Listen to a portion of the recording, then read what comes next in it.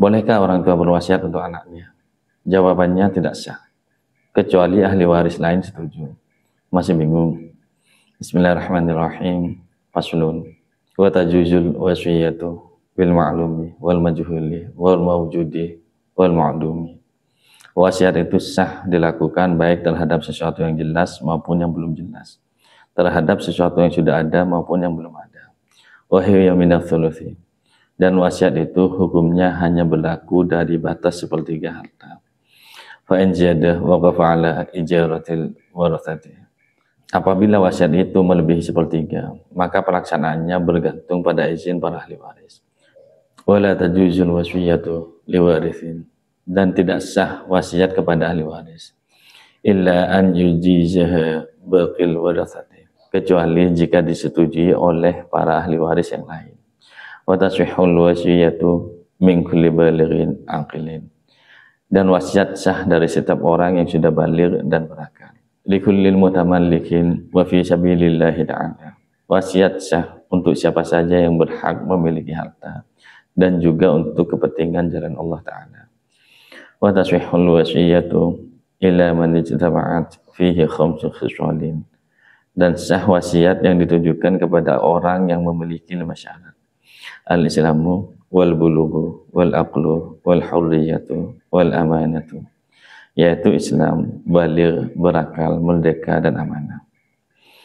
Yang pertama, wasiat sah untuk yang jelas maupun yang tidak jelas. Maksudnya, seseorang boleh berwasiat yang jelas atau maklum, seperti aku wasiatkan rumahku di kampung untuk pembangunan masjid.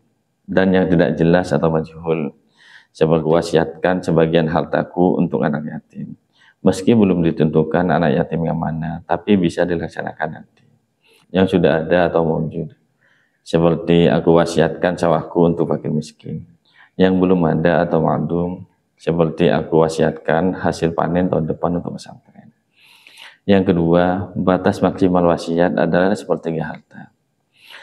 Maksudnya, seseorang hanya boleh berwasiat maksimal sepertiga dari harta yang ditinggalkan. Contohnya, jika seseorang meninggalkan harta 90 juta, maka maksimal wasiat hanya 30 juta. Jika ia berwasiat 40 juta, maka sisanya, yaitu yang 10 juta, hanya bisa dijalankan jika disetujui ahli waris. Yang ketiga, wasiat kepada ahli waris tidak sah. Artinya orang tua tidak boleh berwasiat untuk anaknya karena anak sudah otomatis dapat warisan. Contohnya, seorang ayah berkata, aku wasiatkan rumah ini untuk anakku. Tidak sah karena anak sudah pasti mendapat warisan sesuai syariat. Namun ada pengecualian. Jika semua ahli waris setuju, maka boleh. Contohnya, ayah berwasiat, aku wasiatkan motor ini untuk anakku si Budi. Ahli waris lain seperti istri dan anak-anak lain setuju, maka wasiat itu sah. Yang keempat, syarat orang yang memberi wasiat. Wasiat sah jika yang berwasiat adalah baligh, yaitu cukup umur, berakal, tidak gila atau tidak hilang kesadaran. Jadi anak kecil atau orang gila tidak sah wasiatnya. Yang kelima, syarat orang yang menerima wasiat. Penerima wasiat harus memenuhi 5 syarat ini. Yang pertama, Islam. Tidak sah jika berwasiat untuk orang kafir, kecuali dalam bentuk bantuan sosial yang tidak melanggar syariat. Yang kedua, baligh, bisa melaksanakan tanggung jawab.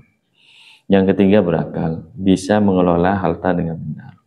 Yang keempat, merdeka, bukan budak, dalam konteks masa dulu. Yang kelima, amanah, yaitu dipercaya dan tidak berkhianat. Contohnya, seseorang berwasiat agar hartanya dikelola untuk pembangunan masjid. Maka orang yang ditunjuk harus muslim, baligh, berakal, merdeka, dan bisa dipercaya. Intinya, wasiat dalam Islam adalah bentuk kasih sayang terakhir seorang muslim untuk keluarganya dan umat. Namun syariat mengatur dengan tegas agar wasiat tidak merugikan ahli waris dan tetap adil. Wallahu a'lam bishawab.